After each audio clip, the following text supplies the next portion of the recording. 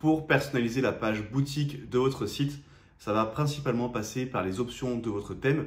Là, vous pouvez voir que j'ai le thème par défaut de WordPress qui est activé. Mais rien que si je passe sur un autre thème, donc OceanWP, et qu'ensuite j'actualise ma page boutique, l'apparence a déjà changé. Donc comme thème, je vous recommande OceanWP. Selon moi, c'est le meilleur thème gratuit pour WordPress. C'est celui qui a le plus d'options de personnalisation. Vous allez voir que cette page boutique, on aura pas mal d'options pour modifier son apparence. Donc je vous recommande vraiment de l'installer. Et la deuxième option pour personnaliser la page boutique, c'est de passer par un constructeur de page en version pro. Donc on a par exemple Elementor Pro ou bien Divi. Et avec ces constructeurs de page, eh bien, vous allez pouvoir personnaliser votre page boutique avec un peu plus de réglages. Mais moi, je recommande tout de même de rester sur l'apparence gérée par OceanWP, puisque par défaut, on a un design qui est assez minimaliste, assez moderne, tandis qu'avec Elementor, par défaut, le design n'est pas terrible. Il va falloir vraiment maîtriser le web design pour créer une belle page boutique. Donc là, on va voir dans cette vidéo comment avec OceanWP créer un design moderne et minimaliste pour votre page boutique. Et juste avant de commencer, vous pouvez télécharger gratuitement la checklist WooCommerce. C'est le premier lien en description et vous retrouverez toutes les étapes pour créer votre boutique de A à Z avec à chaque fois des vidéos détaillées. Il y a l'aspect technique et l'aspect marketing qui est abordé et tout ça, vous pouvez l'obtenir gratuitement en cliquant sur le premier lien en description. Donc là, je suis sur ma page boutique et pour accéder aux options de mon thème, j'ai juste à cliquer ici sur le bouton personnaliser. Ici, je vais aller dans l'option WooCommerce, puis dans l'option Archives. C'est comme ça que ça s'appelle les pages qui listent les produits. Et ici, on a du coup toutes les options du thème pour cette page boutique. Déjà, on peut décider d'afficher les produits ou bien d'afficher les catégories ou bien afficher les catégories et les produits. Donc là, selon ce que vous choisissez, là, moi, dans mon cas, ça affiche uniquement les produits, mais vous pouvez choisir d'afficher les catégories à la place. Par exemple, si vous avez une boutique de vêtements, eh bien, au lieu d'afficher tous les vêtements, ça va afficher la catégorie pull, t-shirt, jean. Ce n'est pas forcément quelque chose que je conseille. Moi, je conseille plutôt de rester sur afficher les produits, puis de mettre vos catégories dans votre menu principal. Ensuite, ici, on a le tri par défaut des produits. Donc, vous pouvez laisser par défaut, ça sera par popularité, même si là, c'est marqué ordre personnalisé plus nom. En réalité, ça va le mettre par popularité. Sinon, vous pouvez mettre par moyenne des notes, par le plus récent ou bien par tarif croissant ou décroissant. Moi, ce que je vous conseille, c'est soit de laisser par défaut et donc ça sera popularité, soit vous pouvez mettre tri par le plus récent et comme ça, vous aurez vos derniers produits qui s'affichent en premier. Ensuite, ici, on a la mise en page. Donc, on peut avoir une colonne latérale à droite, à gauche, là, c'est mon cas actuellement, pleine largeur, 100% pleine largeur, ça, je déconseille. Ça va vraiment étirer tout l'écran et donc les personnes qui sont sur des grands écrans, ça ne sera pas terrible. Et ici, on a deux colonnes latérales. Ça aussi, je ne le conseille pas forcément. Moi, ce que je vous recommande, c'est soit colonne latérale à gauche et là, vous allez mettre des filtres produits. C'est dans le cas où vous avez vraiment beaucoup de produits sur votre site et que les filtres peuvent vraiment avoir un intérêt. Mais si vous avez quelques dizaines de produits, ça ne sert pas à grand chose puisque les personnes pourront rapidement défiler dans votre boutique. Donc, si vous n'avez pas énormément de produits, vous pouvez passer en pleine largeur et vous voyez que déjà, ça fait un peu plus propre. Et ce qu'on va changer, c'est également le nombre de colonnes. Là, on va passer à 4.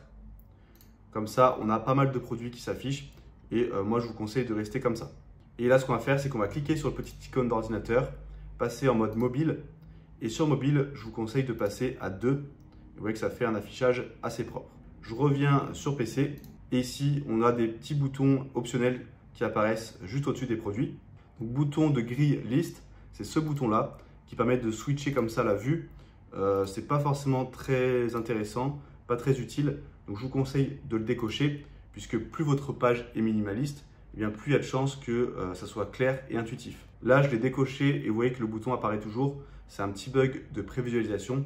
Mais si je clique sur publier et que je vais voir ma boutique, vous voyez que le bouton a bien disparu. Ici, on a le tri par défaut et vous voyez que la personne peut changer manuellement le tri qu'elle veut.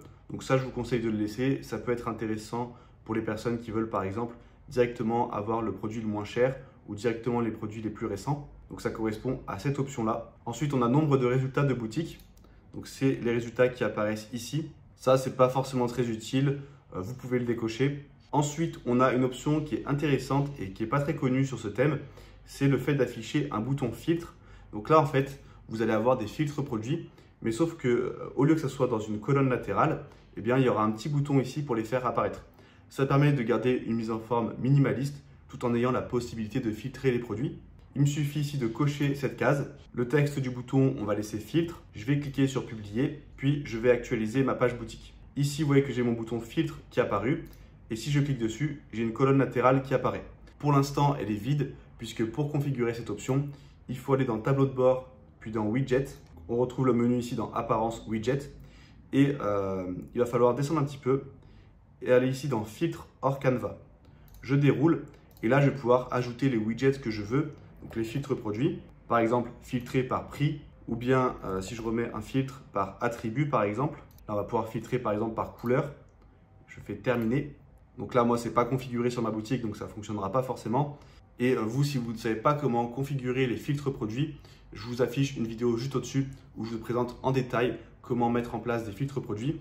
Comme ça, ensuite, vous pourrez les configurer ici, faire mettre à jour et ensuite sur votre boutique, hop, dans le bouton filtre, vous aurez bien ici les filtres qui apparaissent. Donc moi, il y a juste le filtre par prix qui apparaît puisque filtre par couleur, il n'est pas configuré étant donné que c'est des compléments alimentaires. Ici, vous avez une option pour ajouter un bouton de fermeture puisque de base, on n'a pas de bouton. Il faut juste cliquer à côté pour fermer.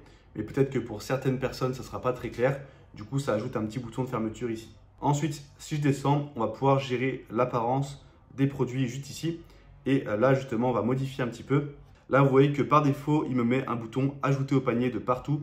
Et ça, c'est quelque chose que je vous déconseille de faire. Ça surcharge la page pour rien. Tous les plus gros sites e-commerce au monde, il n'y en a aucun où il y a le bouton « Ajouter au panier » directement sur la page boutique. Et ce n'est pas pour rien. C'est parce que les gens n'ajoutent pas directement au panier. Ils vont plutôt cliquer sur le produit, avoir un peu plus de détails et ensuite ajouter au panier.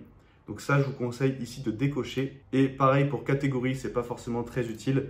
Moi, je vous conseille de garder un affichage vraiment minimaliste avec le titre, le prix et si vous avez des avis, eh bien, il y aura la notation par étoile qui apparaîtra également. Vous pouvez également réorganiser l'ordre d'affichage des informations. Par exemple, le prix, si je veux le remonter au-dessus du titre, vous voyez que je peux décaler comme ça et vous voyez que ça me change l'affichage. Moi, je vais rester sur l'affichage par défaut. Je vais descendre un petit peu et là, vous voyez que j'ai une option afficher le bouton de vue rapide. C'est le bouton qui apparaît ici.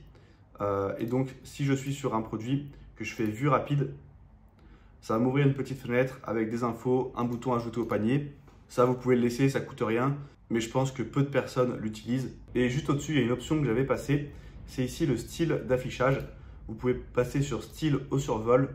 Et là, vous voyez que quand je survole avec ma souris, ça met un petit bouton ajouter au panier et ça met un effet d'ombrage pour mettre en avant le produit. Et le bouton de vue rapide, c'est l'œil qui apparaît ici. Personnellement, je préfère le style par défaut. Et ensuite, en dessous, c'est vraiment des options secondaires. Par exemple, désactiver la fonctionnalité des liens vers l'image et le titre produit. Si vous cochez cette case, eh bien, ça va désactiver le lien ici. Et donc, vous aurez un affichage des produits, mais la personne ne pourra pas accéder à la page produit détaillée. Donc, je ne vois pas trop l'intérêt. Et là, vous pouvez afficher le prix et le bouton ajouter au panier uniquement pour les comptes connectés. Là, pareil, je ne vous conseille pas de cocher cette option. Maintenant, je vais cliquer sur publier et vous voyez qu'en quelques clics, eh bien, on peut avoir une page boutique assez moderne, assez minimaliste avec juste l'affichage des produits. Donc, c'est vraiment ce qui est important.